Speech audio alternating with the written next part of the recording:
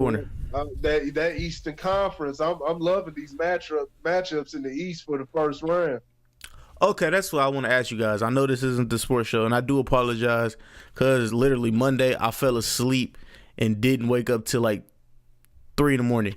But so one of my friends was telling me about the matchup between the Nets versus the Sixers. Yep. And he said the wildest shit. He said the Nets would knock off the Sixers. Now, I, I I just no, want to go ahead. get you guys' opinion on that real quick. You know what I'm saying? I know this is not the sports show, but yeah. Now I don't. Now the Nets won't win the series, but it will be exciting. It will be a much more exciting series than what people expect. That's gonna be a real good series. That was the main one that caught my eye from the beginning. Was the Nets versus the Sixers.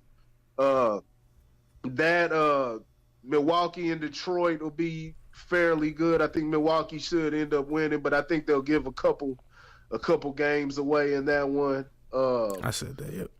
Indiana, I think the biggest mismatch may be Indiana. Not complete mismatch. I think Indiana can get some if they can't make any mistakes. They don't have no room to make the mistakes, especially without their star and Oladipo. But they still have some guys that can get it done. They're gonna have to play tough defense. I believe that if they limit their mistakes, they can take that into a 7-game series with Boston. But that, like I said, that's all dependent on how they come out. It can go either way. It could go that series could go 7 games, and it could go a sweep. And we can say that with pretty much anything. But I think it's more. It resonates even more with that series. You know what I'm saying, in particular. So I think that's might be the biggest mismatch out of all of them is the Boston versus Indiana. But the other three ones, the other three, what was Toronto versus Orlando. That's Mm-hmm. going to be a good one. Good defensive matchup. I think Orlando's really, underrated. You know what I'm saying? I think they're underrated, and they really started catching fire at the end of the season. They got some tough players, especially in Nikola Vucevic. You got Aaron Gordon out there. They play great defense, man. So yeah, I think the East is it's gonna be some good. It's gonna be some good games coming from them. All right, Lauren, what you got for me? Uh, I don't know. Honestly, it's been an interesting NBA season. Uh, I think advanced analytics will tell you that just about every first round series, whether you're talking East or West, is going to be more competitive than I think what you would think about on paper.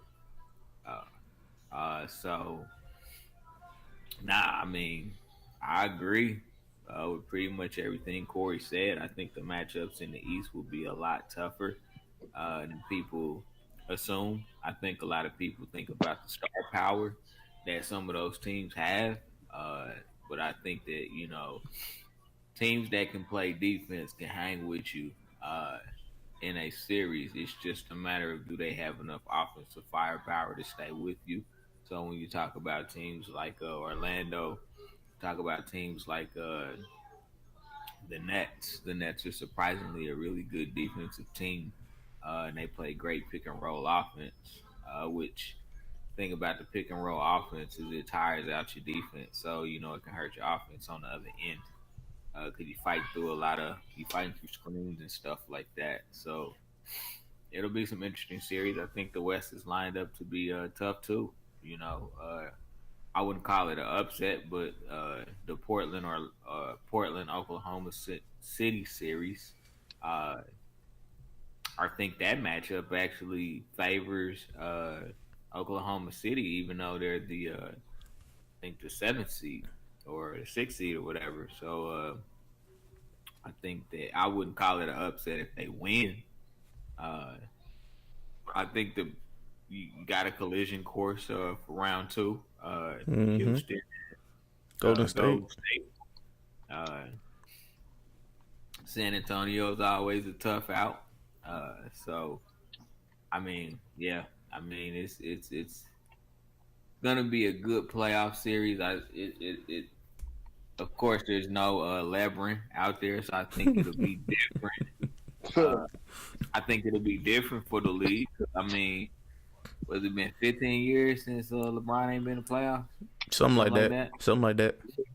Yeah, I think maybe since his rookie year in Cleveland or something like that. So uh, that'll be a change, and I think that's what the NBA is struggling with right now is finding who's going to be the new face of the league. That's why you got, if you look Giannis at the structure, Antetokounmpo. if you look at the structure right now, uh, the NBA is really trying to work on competitive balance. That's why you keep hearing a push for somebody to go to the Knicks. That's why you hear, the Lakers got to figure out something, with the team because, it's fact that when the big teams are winning, that it makes the league better. At least that's the thought process.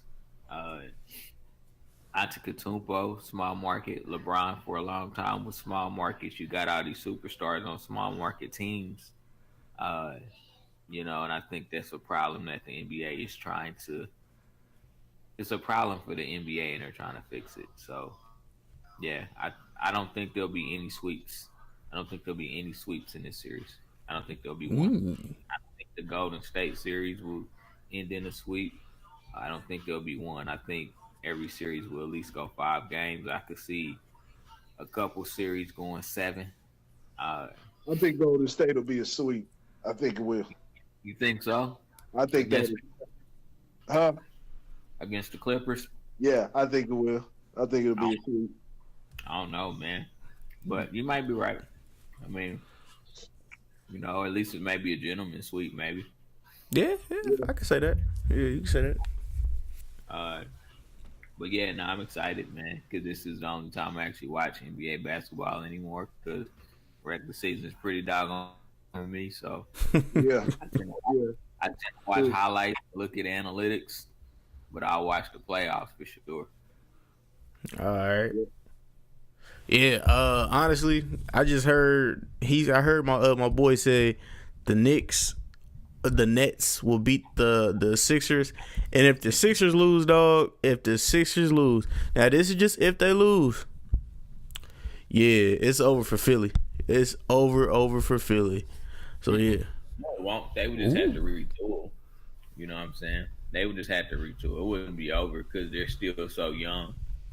So you I think saying my bad? So you saying that Ben Simmons is gonna stay? Ben Simmons no, is that's bouncing. not. But that's part of retooling, though. You know what I'm saying? Part of retooling is maybe you got a budding star that doesn't fit within the scheme of what you're trying to do. So you got to find a way to trade them and get some assets to fit into your system. So, nah, I mean that's the definition of retool. And sometimes you got that player that is talented as they are, they don't fit, and so you gotta do something different. And Ben Simmons might be that player. It's either that or Ben Simmons has to get into the gym and work on his shot in the offseason. Oh, Otherwise, he will be expendable, I believe. yeah, he need to work on that jump shot. That jump shot is not that good at all. Yeah. So I mean, that's it for the average guy.